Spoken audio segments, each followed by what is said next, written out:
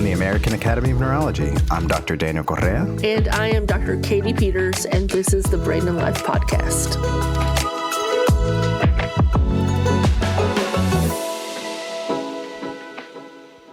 Daniel, I've always wanted to go to NYC for the holidays. Are you planning on staying there? Are you headed elsewhere? Well, I enjoy the holiday season around New York City a lot, whether it's visiting Rockefeller Center with friends, visiting the city, and just getting out and, shopping and seeing the Christmas markets. But around the holidays, for us, for Thanksgiving, we go to see my wife's family, and then we come back to the Northeast to enjoy the holiday season around the area where we live during the work weeks. And then for the winter holidays, we go down to see my sister in Baltimore. In Puerto Rico, our family has a tradition of celebrating so many different holidays during the season. I can't even count them on one hand. But the most important thing is really just getting together, singing, listening to music, eating some of our typical foods, and just celebrating together as a family. I want to go to Puerto Rico for Christmas. It sounds like so much fun. Your family sounds like a lot of fun. It has been my favorite. And all that good food, too, I'm sure. You get spoiled. Oh, I like that. I always like, and I wonder if you do this also, I like to ask my patients, what are your plans for the holidays? What's coming up? What are you up to? And I also ask their loved ones. It's always interesting. They always have some interesting plans, whether they're, going with family, maybe they're going on a cruise. One of my patients is going out to the Georgia woods. I don't know what it's just everybody gets to have their own thing to do for the holidays. But I guess the most common tradition really is about getting together with family. And, our guest today is an author that really focuses much of her writing about family and family dynamics in sort of the lens of how she's navigating being a mother and a wife while having a neurologic disability. Her name is Jessica Slice, and she explores the challenges and revelations about having a disability. And her books have included Dateable, Swiping Right, Hooking Up, and Settling Down While Chronically Ill and Disabled. Definitely interesting. Also another book called Disability Visibility, and her most recent book called Unfit Parent, which is about parenting and having a disability. We will then discuss the specifics on her underlying neurologic condition called Ehlers-Danlos with Dr. Svetlana Blitshteyn. So very interesting discussion, and I hope you check it out. Yeah, you guys touch on a condition we haven't really had a chance to speak much about and some of the symptoms that are related to it. And please, while you're listening to the show, you can click the link in the show notes and complete our listener survey for your chance to enter a drawing for one of 5 $100 Amazon gift cards. You can also find the link on the Brain and Life website at brainandlife.org/survey. Your feedback for us is essential to help us grow and improve this program and reach new audiences so that we can all help increase awareness about neurologic disorders and brain health.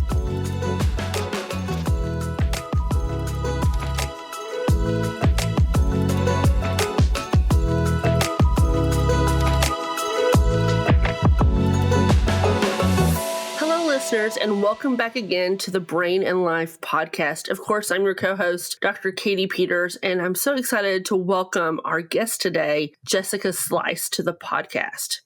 She is an author, an essayist, and speaker who describes that she writes, thinks, and talks about disability. Her work can be seen in the New York Times, the Washington Post, Glamour, and the HuffPost, and many, many other magazines. When she is not writing, she is definitely talking on many podcasts about the experiences of disabled people and the important parts of everyday life. And these can range anywhere from parenting, dating, surviving, and thriving.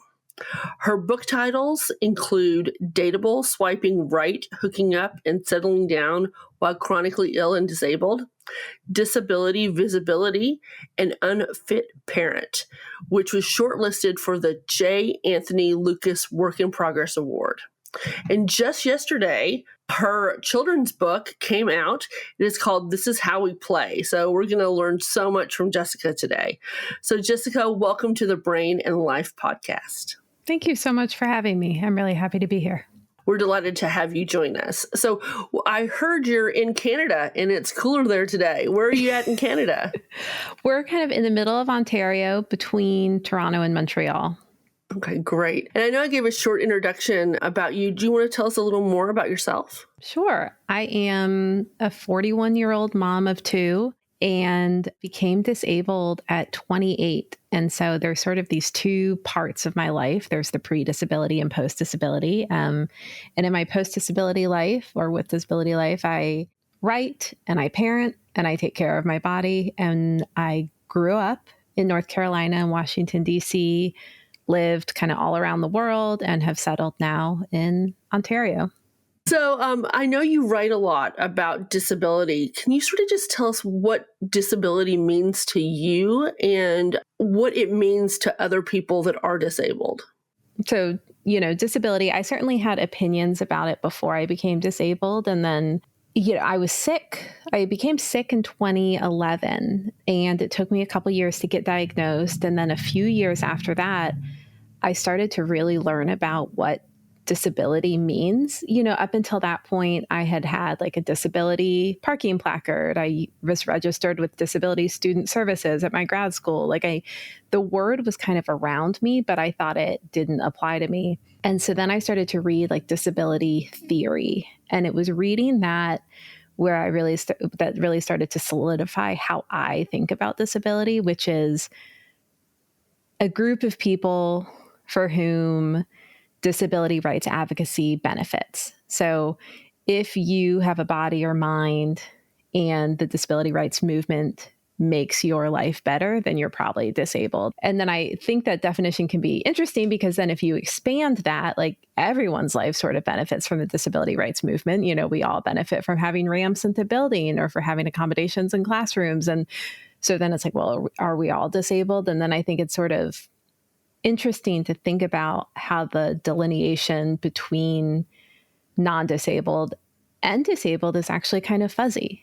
We all will most likely become disabled at some point in our life before we die, and that we all kind of cycle in and out of the definition. And so it's the longer and the harder I look at disability, the more out of focus it becomes. And it can change, within the times of your lives. I mean, if you just, have a simple injury, you break a leg, you're going to be on crutches. And maybe that, that ramp is going to make it, easier for you. Exactly. Or even if you're someone who maybe didn't have a disability, in most of their adult life, later on having a stroke, which some of our patients and listeners can happen to them. Or in my business, for my patients with brain tumors, they all of a sudden, get diagnosed and have to use things like a walker or a wheelchair or a cane. And I like the idea that it's a continuum and that there are these shades of gray. And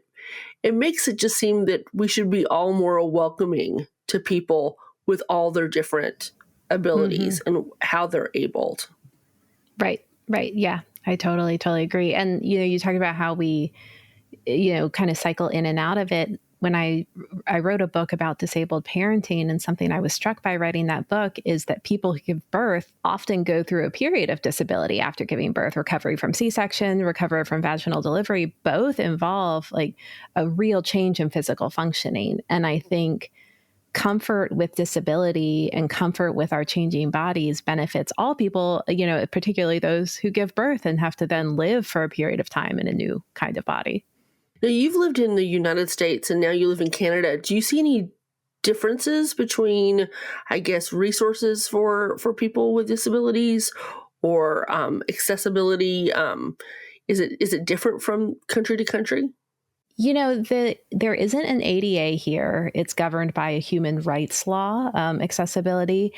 I will say Canada has been less accessible than the US in general, but I wouldn't say either is doing a great job. It's not, there were a lot of places I couldn't go in the US and that friends of mine couldn't go who are wheelchair users. One of my closest friends when I lived in the Bay Area had ALS and used a wheelchair, and she couldn't go into her daughter's school when her daughter had school performances, my friend couldn't get in there. What she ended up having to do was people would carry her, but she, couldn't move really much of her body at all. So it was a very hard process to have to go park at the door and have people carry her in.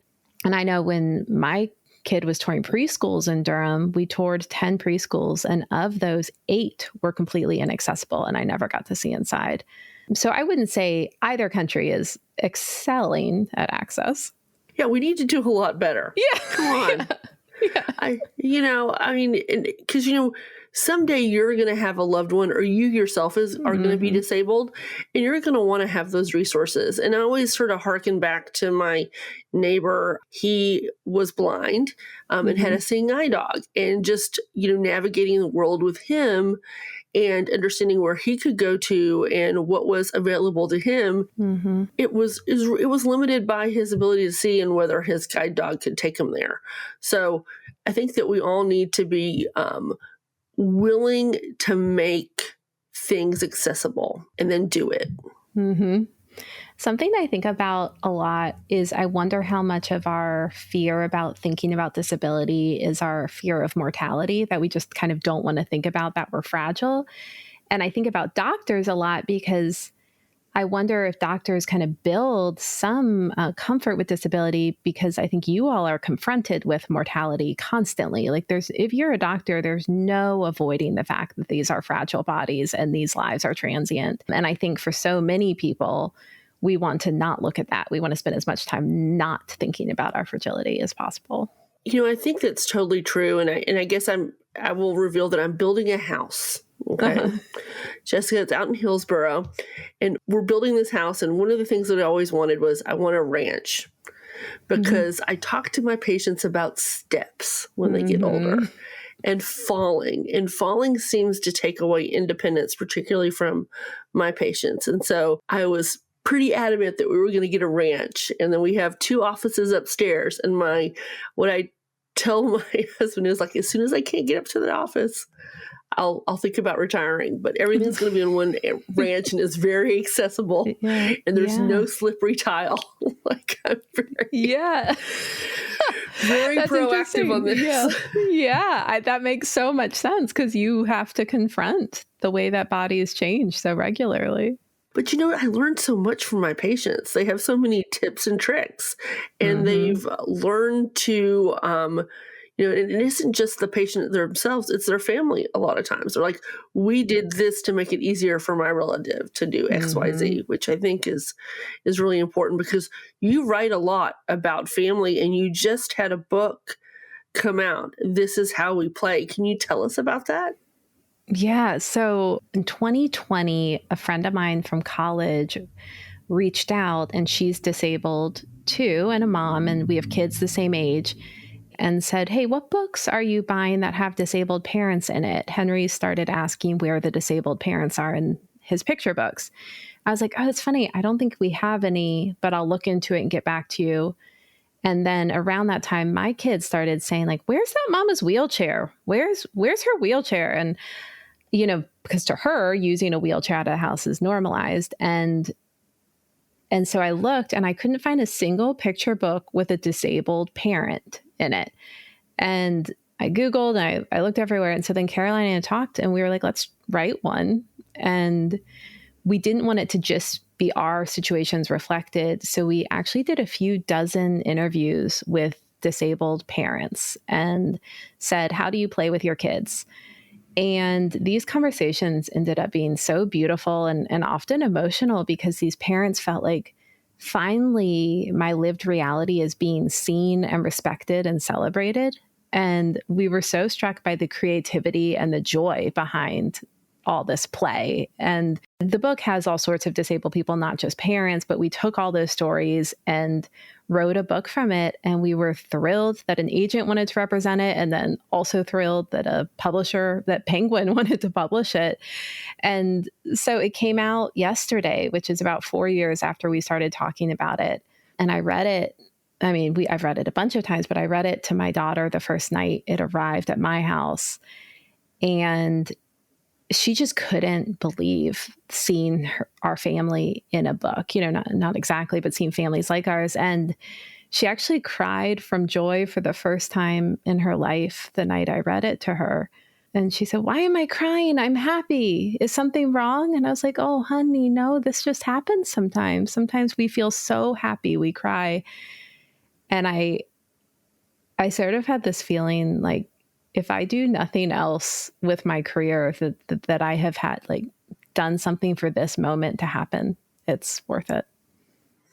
Well, it's a beautiful book. I'm so excited to look at it myself. And, we have a child life specialist here at Duke at our Brain Tumor Center. Mm-hmm. So I know that they would love to add this to their library for their kiddos and for their parents. And so I think I'm going to get a couple for our library here because we have such a Thank you. We have such a nice program here. And what have you learned? Like when you write a book, how do you sort of get inspired about a particular topic?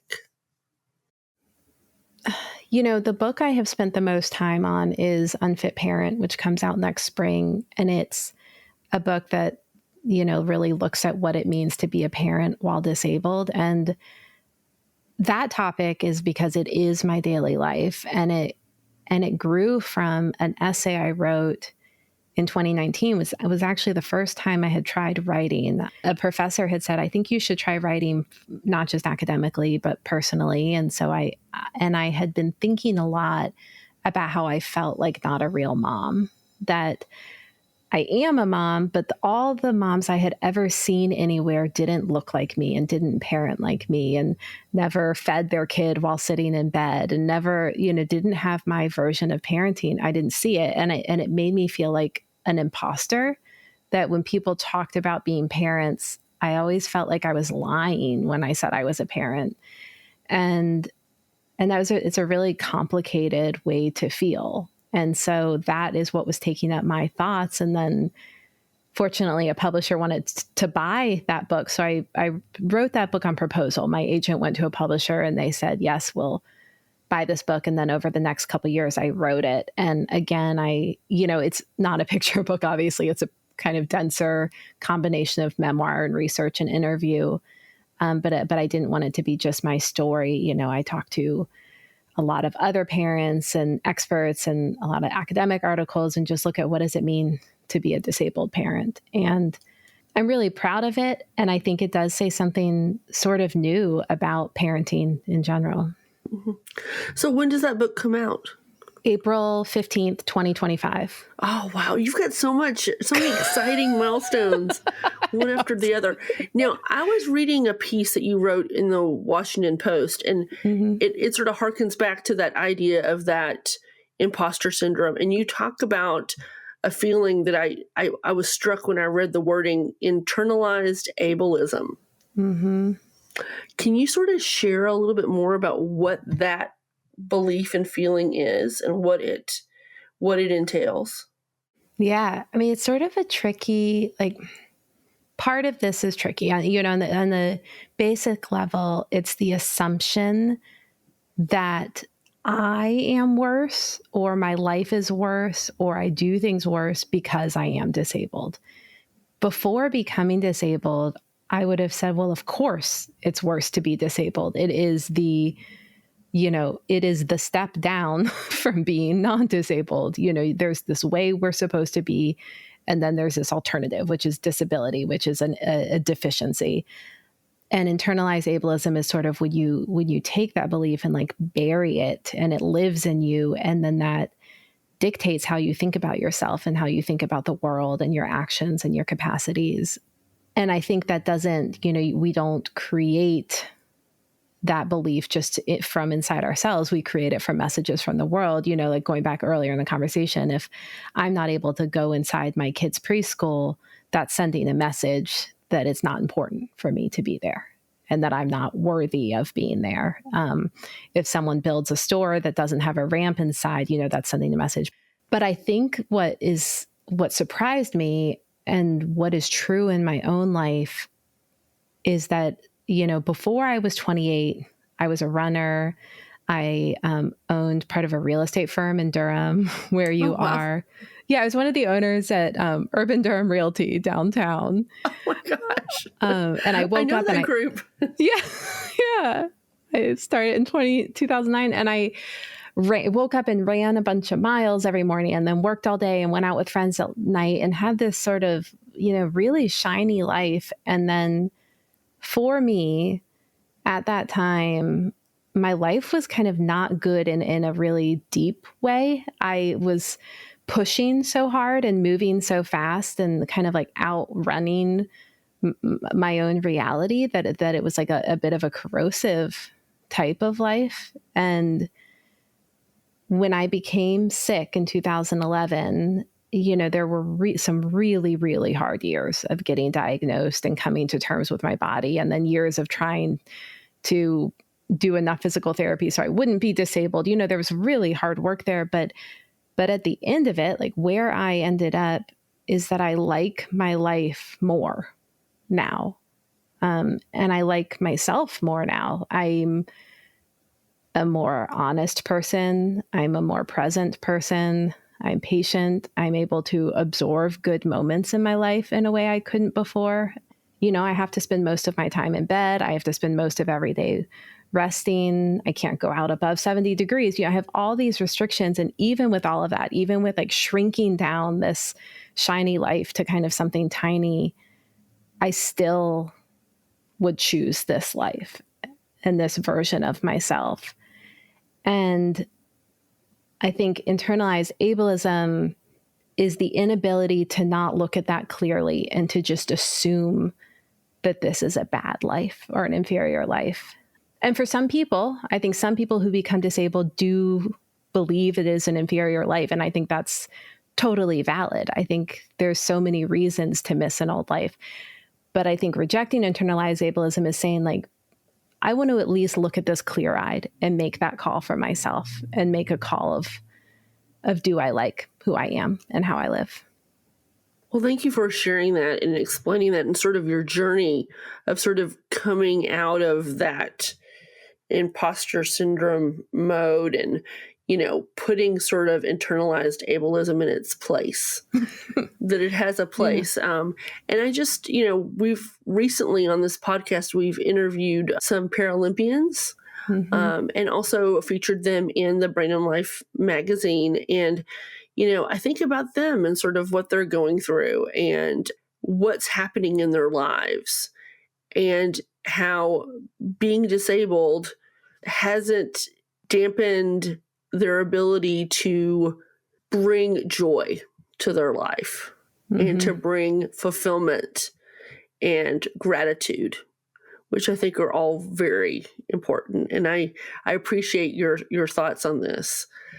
Now, you surely didn't do this alone. I mean, I feel like you're a very strong person. So, I mean, who helped you? Who were your resources? Who were your support? Well, one, I've had the same therapist since 2013. And, I credit her with so much in my life. She's not an expert on illness or disability, but she taught me to see myself and love myself and value who I am. And then along the way, it's other disabled people who have been doing this longer than I have and who, I always, like, I sometimes say I rest on their shoulders. Like there's all these people who have gone before me and I rely on their wisdom and care and the lessons from other disabled people. Is there a way that you interact with them? Like, did social media help? Did, maybe like a support group help? What was sort of the avenue that you were able to make those kinds of connections?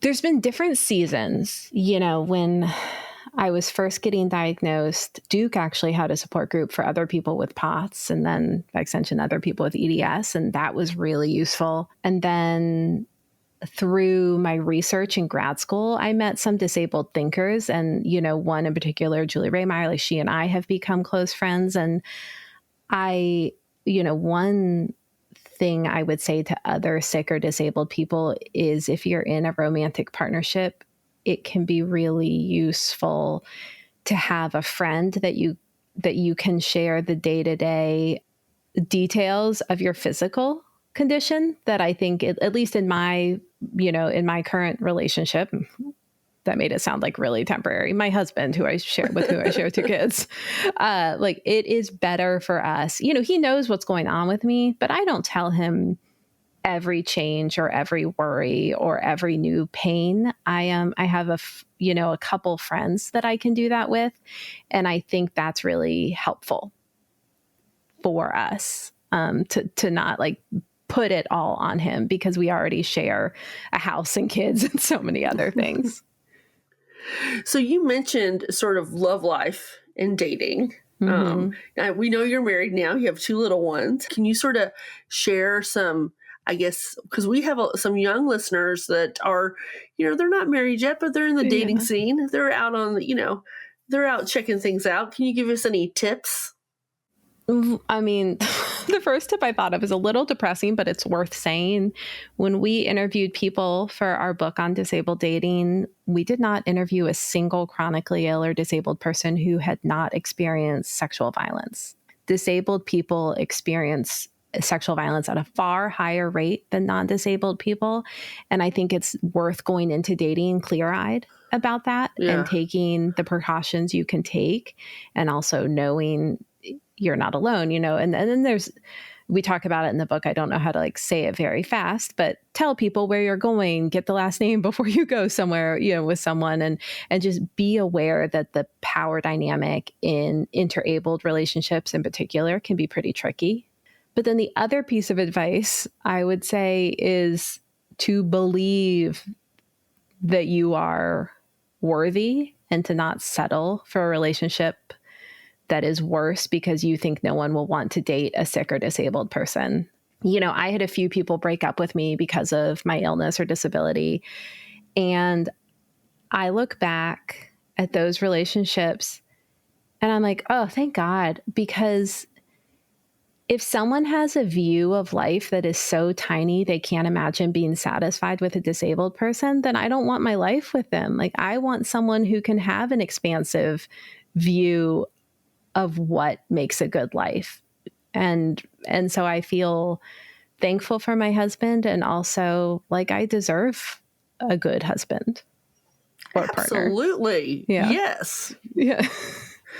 We all deserve to have the best partners and to be safe and to live our life. So I appreciate both point 1 and point 2. And I think that, and those can really translate to anybody, right? And it goes back, it harkens back to what you said at the very beginning is, this is all like on a continuum.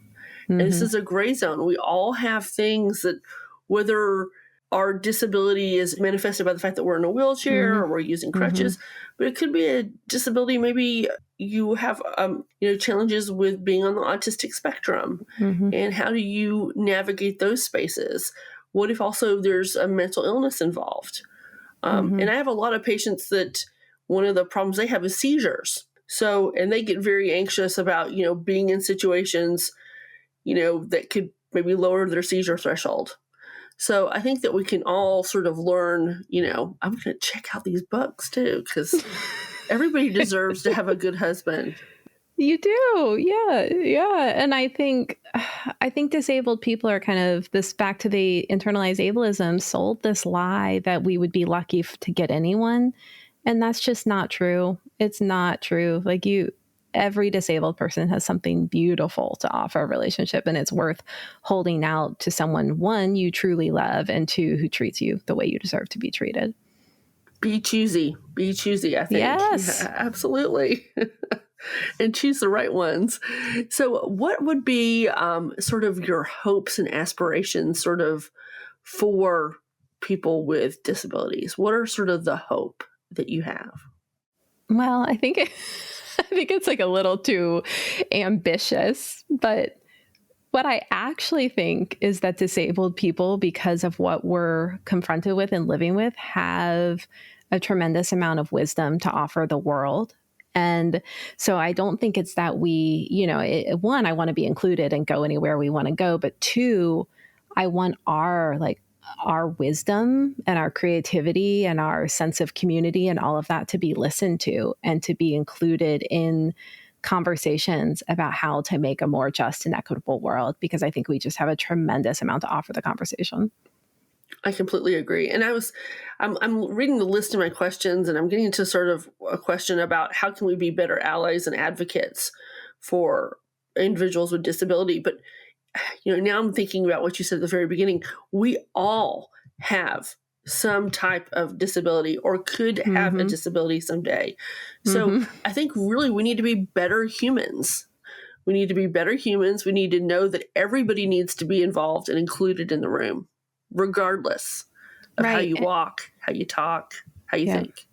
And it's not just because we deserve it, but it's because the room is better off if we're in there. Well, I think I'm better off in this room with you because you're just amazing. And I just want to say, again, congratulations. Yesterday was the day that This Is How We Play, a celebration of disability and adaptation came out. So go to your favorite place to buy children's books. And I'm going to get some for our Child Life group here at the Duke Brain Tumor Center. And Jessica, you are just so wonderful. First of all, you're from Durham, which is just great, and we had so much fun talking with you. I just want to thank you for, first of all, your experience, for your writing, for your advocacy, for others with disability, but also for yourself and everything you've done for yourself. And you can check out Jessica. She's at www.jessicaslice.com, and all of her books are there. And hopefully we can have you come back maybe when Unfit Parent comes out. Would that be good? I would love that. Yeah, that'd be wonderful. Okay. And always thank you so much to our wonderful listeners. Thank you.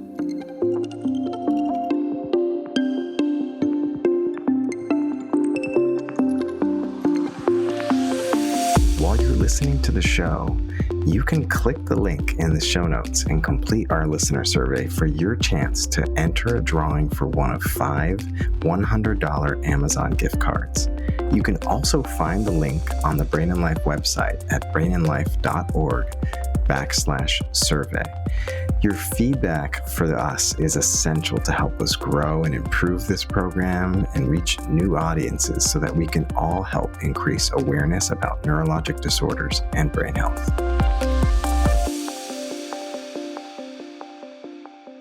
Hello, Brain and Life podcast audience. Thank you for joining us today. I am, of course, your co-host, Dr. Katy Peters, and I'm honored to introduce our medical expert today, Dr. Svetlana Blitshteyn. She is a neurologist who specializes in autonomic disorders, and I can't wait to learn more about this. She is the director and founder of the Dysautonomia Clinic, where she provides consultations for patients with POTS, neurocardiogenic syncope, small fiber neuropathy, chronic fatigue syndrome, fibromyalgia, and also Ehlers-Danlos syndrome, and mast cell activation syndrome, chronic migraine, and other neurologic conditions. She serves as the clinical associate professor of neurology at the University of Buffalo Jacobs School of Medicine and Biomedical Sciences. Moreover, she has co-authored a popular patient book, POTS, Together We Stand, Riding the Waves of Dysautonomia. I've got to check this out. And was featured in the documentary Changes, Living with Postural Orthostatic Tachycardia Syndrome, which is, of course, POTS. She has been interviewed by numerous media outlets, including U.S. News and World Report, the American Academy of Neurology Journal, Medscape, and New Scientist. And today she gets to see us on our Brain and Life podcast. So welcome, Doctor. Thank you so much for having me. Absolutely. Absolutely. Thank you for coming. So I just gave a short introduction about you. Can you tell us more about yourself and where you're joining us from? Sure. So, believe it or not, I'm a Buffalonian. I consider myself a Buffalonian because I grew up here and I went to University at Buffalo, undergraduate biochemistry, and then to Jacobs School of Medicine. And then I went off to Mayo Clinic for my neurology residency, and then I came back here. And so I'm a neurologist who specializes in autonomic disorders, which is unfortunately more of a rare type of subspecialty. Absolutely. Every once in a while, I'll see a patient that has some autonomic nervous system challenges. Before we talk about the disorders, Can you just give us a quick overview of what is the autonomic nervous system? Sure. So the autonomic nervous system is a very important part of peripheral nervous system, and it has also central autonomic controls coming from the brain. And it's the system that controls automatic bodily functions: your blood pressure, your heart rate, your respiration, digestion, ability to urinate, swallow, produce tears. And very importantly, it controls your abilities to stand up and remain standing. So it's a system in place to ensure that humans are able to withstand gravity and walk around and stand.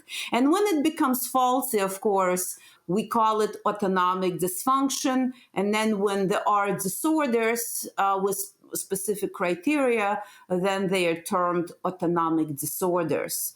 Now, there is this general umbrella term called dysautonomia, and some autonomic neurologists are not fond of this term, and others use it. And remember, this field is very much interdisciplinary, where we have neurologists, cardiologists, immunologists, gastroenterologists, sleep disorders physicians. So I think with long COVID and COVID pandemic, this term dysautonomia is gaining a lot of ground and is being used. And I'd like to think of that term simply meaning any disturbance or dysfunction of the autonomic nervous system. And I use the analogy of a headache. You know, when we say a headache, you know what that means, but there are so many causes. There are primary headache disorders and secondary, and it could be a migraine, but can also be a brain tumor. So I think in my world, dysautonomia is a very much umbrella term that implies different things and a wide variety of conditions and disorders. Well, I just think that's so fascinating. And you mentioned long COVID, and there has been this, I guess, phenomenology of dysautonomia in long COVID. Before we start to talk about other disorders, can you just tell us a little bit about that? Because I'm sure it's on a lot of people's minds. Absolutely. So, you know, every year before COVID pandemic, I had many patients whose autonomic disorders started after some type of infection, whether viral or bacterial. And they were falling into this elusive category of post-infectious syndromes. By all measures in infectious disease field, if you had an infection, it's supposed to run its course, then your immune system clears it, and then you should be all good. But you know, every year, a small percentage of people never recovered from influenza, mononucleosis, Lyme disease, enterovirus, pneumonia, bronchitis, GI viruses, and they were frequently coming to see me for symptoms such as fatigue, difficulty standing or walking, dizziness, palpitations, cognitive impairment, pain, chronic headaches, sleep disturbance. And so I've been in this field from that standpoint, that we knew that autonomic nervous system is very much affected in these patients. Okay, so it was a small field with few neurologists practicing that type of specialty. Here comes 2020 and the SARS-CoV-2 virus. And I and some of my colleagues in this field anticipated that, guess what? We will likely be seeing a number of patients who don't recover. So how did I know? Well, when you review the literature of SARS virus in 2002 and 3, that was predominantly affecting Canada and other countries, you know that 50% of SARS virus survivors develop chronic fatigue syndrome, dysautonomia, inability to function. And so it didn't take long for my clinic to start seeing these patients. And the initial population were doctors and nurses who had a SARS-CoV-2 virus and couldn't return to their hospital duties when, there was an influx of patients and it was a pandemic. And some of them were recognizing that something is wrong with their autonomic nervous system. And as early as April 2020, it was my first patient who was a medical resident out of New York City who figured out that he may have POTS. Why did he know? It's because his sister had POTS and was my patient. From then on, I started to see quite a few of those patients with lingering post-COVID symptoms, and that led to the case series that was the largest to date to be published called POTS and Other Autonomic Disorders After COVID-19. And we published it in Immunology Research Journal, and it's very heavily cited because from then on, other researchers and other clinicians have seen the same thing. And then the term long COVID came along, coined by a patient who is a PhD, and it took off from there. Then NIH had its term. They called it PASC, post-acute sequelae of SARS-CoV-2. And, the rest, Now it's a big field, and NIH has dedicated NIH Recover clinical trials with billions of dollars to find diagnostic and therapeutic markers and effective therapies for patients. I was just at the AAN meeting for the fall meeting, and they were talking about that, about looking for those diagnostic markers. So you're so much on the cutting edge, and I'm sure that our listeners are so benefiting. And just so everyone knows, what exactly is POTS? POTS stands for postural orthostatic tachycardia syndrome and is one of the most common autonomic disorders. There are several criteria that are required to make this diagnosis. Number one is you need to have heart rate elevation by at least 30 beats per minute from supine to standing in adults, and at least 40 beats per minute in teenagers 12 to 19 years of age. Number two, your blood pressure should not change. If your blood pressure falls, then it's not POTS. Then it's likely orthostatic hypotension, which is another autonomic disorder. And number three, you need to have symptoms of orthostatic intolerance present for at least 3 months. Those are the three diagnostic criteria. Okay. Well, that's fascinating. And thank you for telling us about that. But because I know that this is what you specialize in, you've written some wonderful books, and I would encourage everyone to check out your books because I think that would be a great resource for patients or for caregivers of patients with POTS. But we're going to talk about Ehlers-Danlos syndrome today because that was what our guest essentially is contending with, but also she's thriving in her own way within neurodiversity for her issues. So can you just tell us what Ehlers-Danlos is? Sure. So Ehlers-Danlos syndrome is a group of disorders that involves abnormal collagen or abnormalities in other connective tissue types. And there are many different types of Ehlers-Danlos syndrome, at least 13, and many of them are rare. But the most common one is hypermobility or hypermobile Ehlers-Danlos syndrome. And that's the clinical syndrome that has no genetic test and it's made on clinical grounds. And this hypermobile EDS is often associated with autonomic disorders. That's fascinating. And I do have a patient that does have that hypermobility associated with this syndrome. And I'm always amazed when she comes to clinic and she shows me her hypermobile joints. Now, you mentioned that this is a collagen disorder and that there are multiple different types. Are there some genetic syndromes? Well, they actually are considered all to be genetic disorders.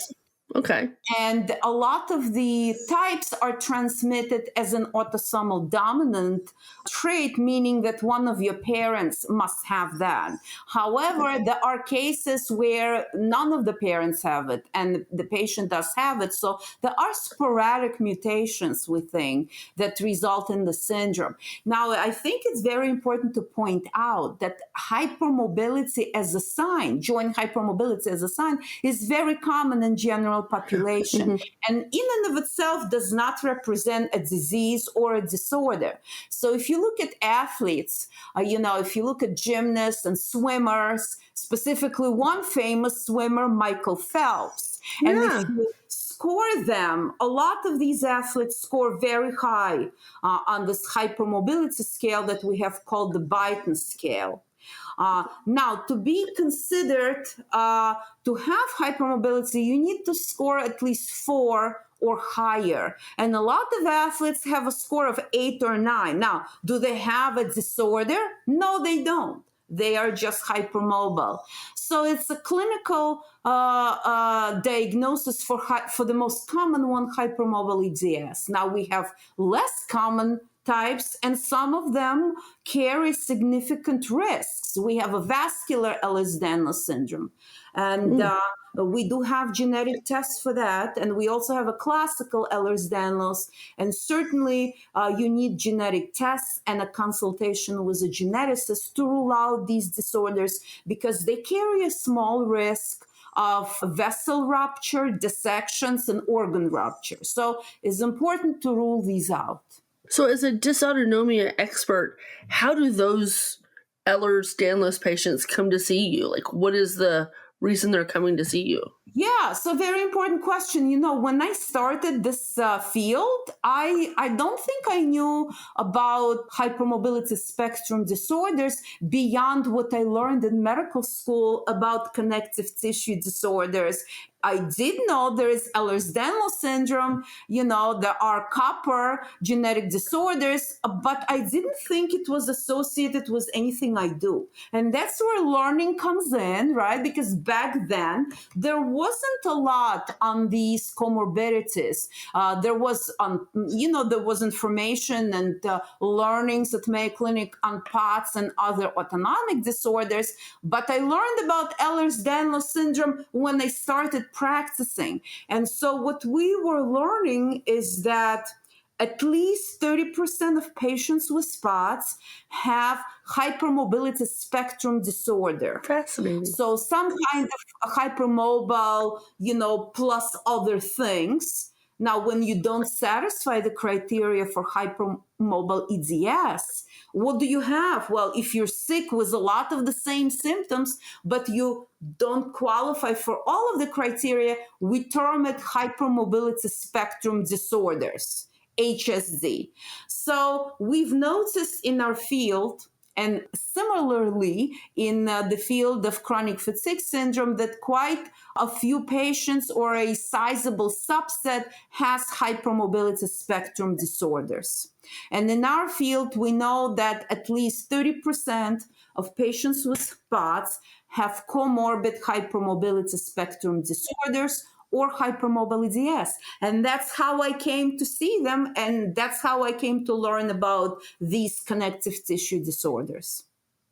That is, I've never known that, and I really appreciate you telling me this. And the scientist in me just has to ask: do we know mechanistically, like, why those are connected? Because that's truly amazing. Well, it's so important that we acknowledge that research is only now taking off on these comorbidities. We know they're comorbid, but as you said, why is it happening? Well, number one consideration was, and still is, that if you have defective collagen or other connective tissue proteins, that, as you know, since collagen is everywhere and connective tissue are everywhere, then your blood vessels are not going to be as strong as that of a healthy person. So is it possible that the arteries and veins of patients with hypermobility spectrum disorders are more compliant, more distensible, and therefore are not going to contract properly?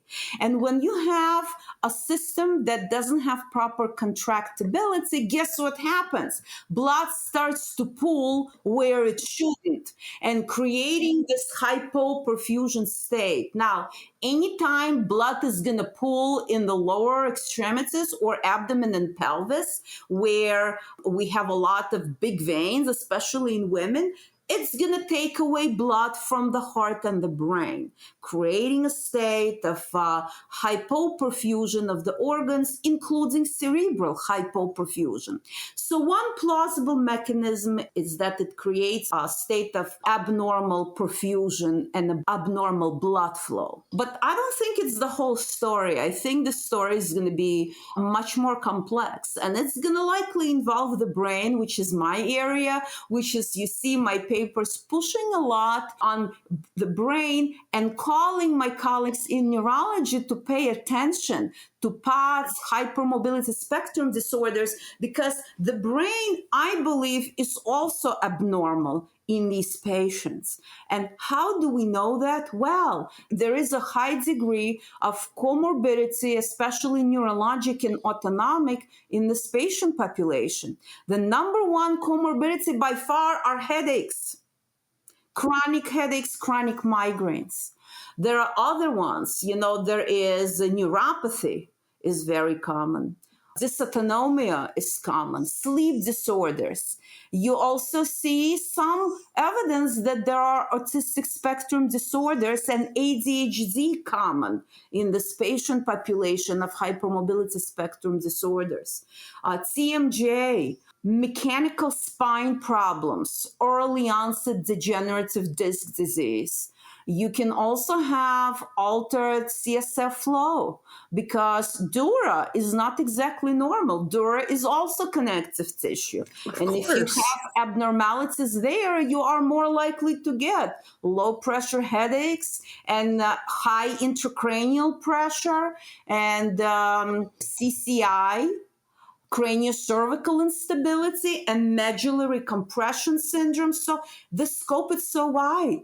Right now, we just recently finished a special issue for Frontiers in Neurology on connective tissue in neurology. We had a lot of excellent submission. This field is very much developing. I am so excited for this field, and I am going to be paying attention. Totally. Right. I think you've turned the light bulb on. So, for our patients with Ehlers-Danlos, you mentioned, so much in regards to collagen, and sort of, we talked about the mechanism now. Are there treatments available for those patients? So, as you know, when it comes to genetic disorders, we're very short on treatments. However, we need to still diagnose these patients correctly because there are a lot of symptomatic treatment options, starting with treatment of dysautonomia, which is comorbid, treatment of headaches, neuropathic pain, sleep problems, and also preventative care. If someone is diagnosed with classical EDS, they should be monitored for potential risks of carotid dissection, aortic aneurysms, and other things. Same for vascular EDS. There are precautions for young people when they get pregnant. There are certainly, pregnancy is not a contraindication for women with hypermobile EDS, the most common type.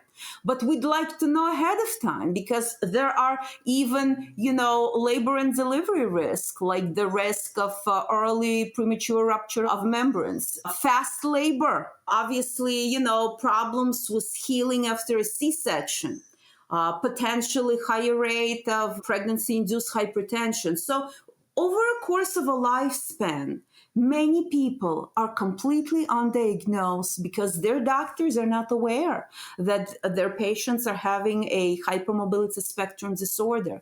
And while there are no genetic therapists, it's very important to diagnose and manage these conditions. Now, remember that those are genetic conditions. So if you have one family member with this disorder, likely there are others. And how I have families is when, let's say, a teenager has POTS, and we talk about hypermobility, all of a sudden, for example, the mom says, I've had the arthritis since my 30s. My body hurts. I was diagnosed with fibromyalgia, and that's what I have. And a lot of these patients are misdiagnosed with fibromyalgia, chronic fatigue syndrome, anxiety, depression, and many other things. So it's not unusual for more than one family member to have these problems within their family and not know about it. Oh my gosh, you have opened our eyes, and I am paying attention. Audience, pay attention to this. This is really fascinating stuff. Dr. Blitshteyn, I hope you can come back and talk to us more, because I feel like we could talk on and on about this. And I do think we are at the cusp with smart people like yourself that are really going to think creatively about this field. And, the next step is going to be really helping our patients. So thank you again for joining us on the podcast. Absolutely. I'm so happy to be here. And I think we just scratched the surface. These fields are very complex. And I'm always happy when my neurology colleagues and my patients get educated on this field.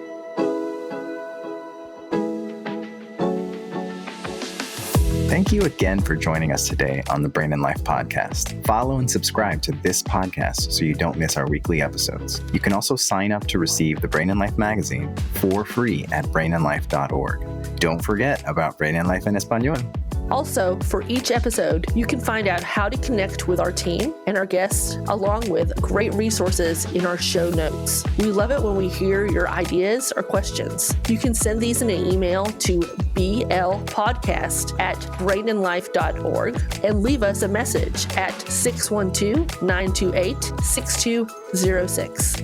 You can also find that information in our show notes, and you can follow Katy and me and the Brain and Life magazine on any of your preferred social media channels. We're your hosts, Dr. Daniel Correa, connecting with you from New York City and online at NeuroDr Correa. And Dr. Katy Peters joining you from Durham, North Carolina, and online at Katy Peters, MD, PhD. Most importantly, thank you and all of our community members that trust us with their health and everyone living with neurologic conditions. We hope together we can take steps to better brain health and each thrive with our own abilities every day. Before you start the next episode, we would appreciate if you could give us 5 stars and leave a review. This helps others find the Brain and Life podcast. See you next week.